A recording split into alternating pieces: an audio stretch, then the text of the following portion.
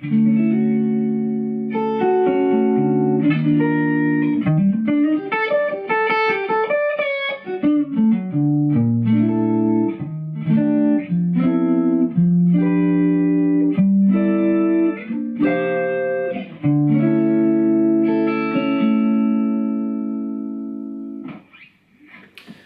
I thought I'd just make a really quick video today talking about how I conceptualize, how I view major 7th chords when I'm writing and when I'm coming up with lead lines. So today I'm sticking in the key of D just to make it simple. We're going to stay in one key.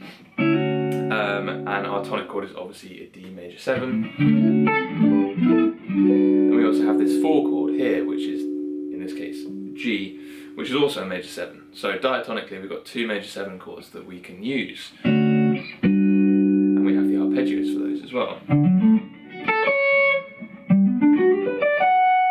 they sound really lovely. But we also have some non-diatonic options, so chords that don't belong in the key.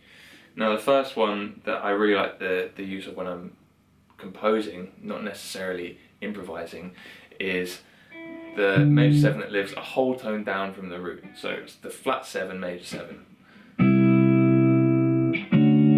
Alright, which is just a really nice option when we're writing. In terms of using lines and superimposing that chord, it's not so simple, so we're not going to talk about that too much today. But it's a great option when composing. And then we've got 3 other options as well. So we've got the flat 2 major 7, we've got the flat 3 major 7, flat 6 major 7. All really lovely options and they sound great. So if you're composing and you want some new chords in there that are going to spice things up a little bit, then you can add in one of these somewhere along the line.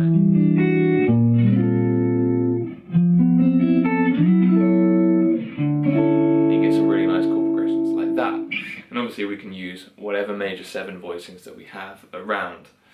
Now I did something there with this chord, which is kind of quite spicy, and it's something that I want to talk about today, is using a sharp 11.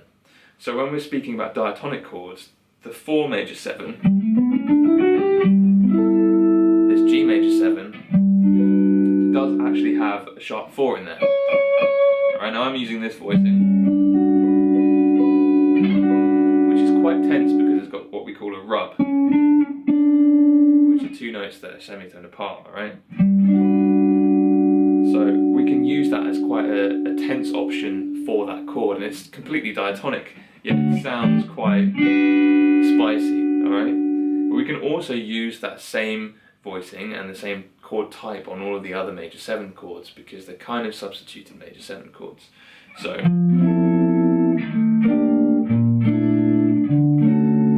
now all of a sudden we've taken these chords that are non-diatonic, and instead of having them sound like an Instagram chord progression from 2017,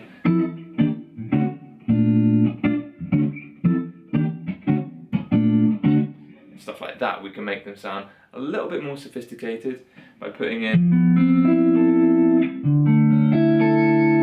just doing a bit of voice leading and putting in the sharp 11 sounds. Alright, so that's the harmonic side of things. Is we've got 4 extra, including the flat 7 major 7, but today we've got 3 extra major 7 chords. The flat 2, flat 3, and the flat 6. And then we can also make them a major 7 sharp 11 as well, which brings out an extra layer of depth in there.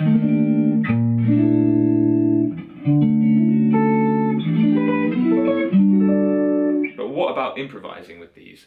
Well, I like to think about all of these major 7 chords, these extra ones here, as just outside sounds that you can use over a chord which is stepping out of the progression. Alright, so I'm going to start all of my arpeggios from the A string today, with the root on the A string, just to keep things simple.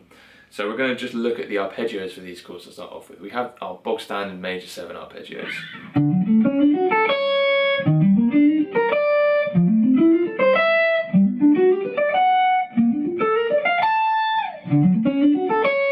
Alright, so already that's sounding pretty angular, it's sounding pretty great. We can do stuff like this. I'm going to play the arpeggio of the 2, the the arpeggio of the flat 2, and then the arpeggio of the 1.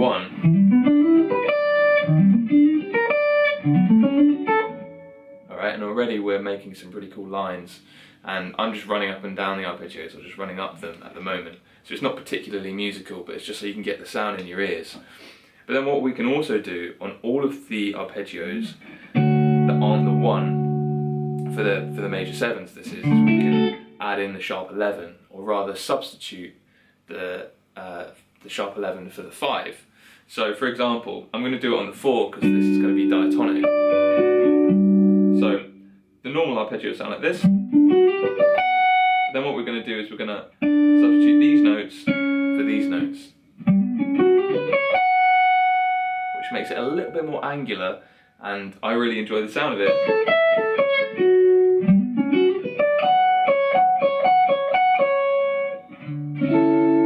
Like that, alright? And then we can also do that for all of the other major 7 chords that we're just looking at now.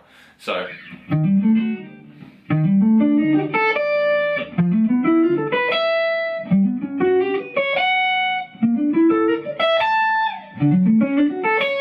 now we're kind of getting somewhere, alright, even though it's a bit sloppily played. Now we're getting somewhere with some sounds that are a little bit outside the box.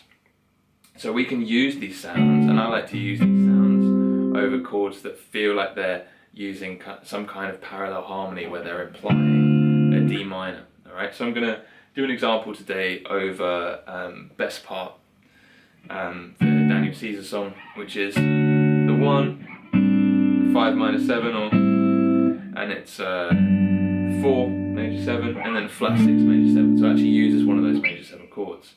And what I'm going to do is I'm just going to use the arpeggio for each of those 3 outside chords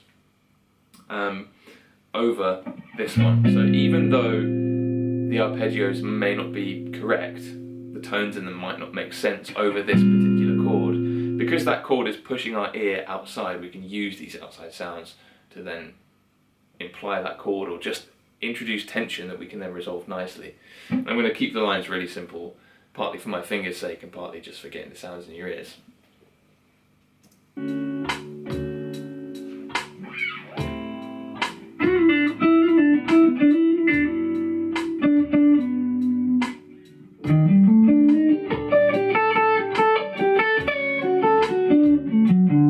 So that was the flat 2.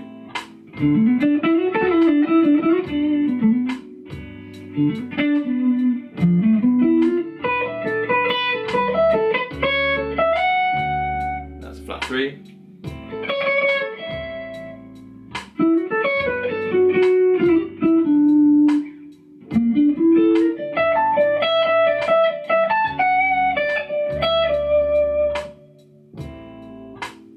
Alright, so that was a particularly not musical example of all of them being played in a similar kind of way. Just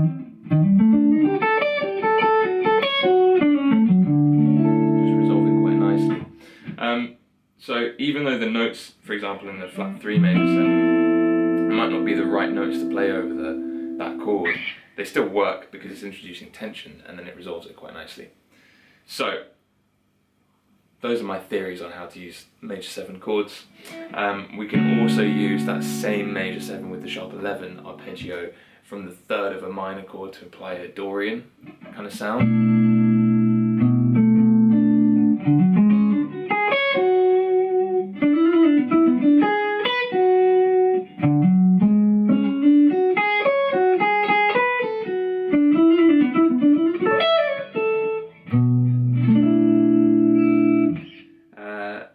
And we can also do it from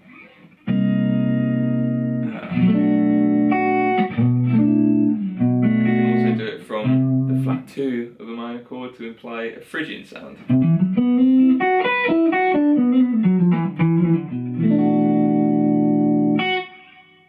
Alright, so those are kind of all of the ways that I can use that major 7 sharp 11 arpeggio, and I find it's a really angular kind of cool sound to use that will get you out of the box a little bit. Not necessarily the most musical sound, but I'm sure someone out there can make it sound a lot more musical than I can. So that's my short little gift to you. Hope you have a good day.